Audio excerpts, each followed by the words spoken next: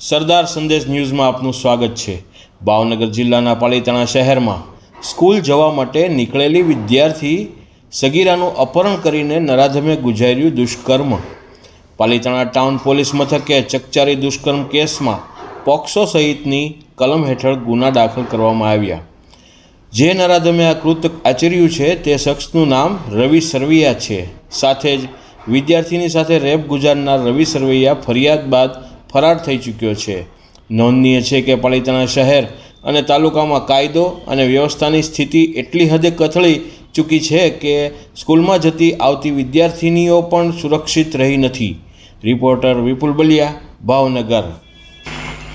આપની આસપાસ બનતી ઘટનાઓની જાણકારી મેળવવા માટે અમારી ન્યૂઝ ચેનલને સબસ્ક્રાઈબ અને લાઈક કરો। સાથે જ બેલનું બટન પણ દબાવો, જેથી અમારા બ્રેકિંગ સમાચારો આપને મળતા રહે। ખાસ અમારી ન્યૂઝ ચેનલની લિંક આપના સ્નેહીજનોને શેર કરવા પણ વિનંતી છે। આભાર।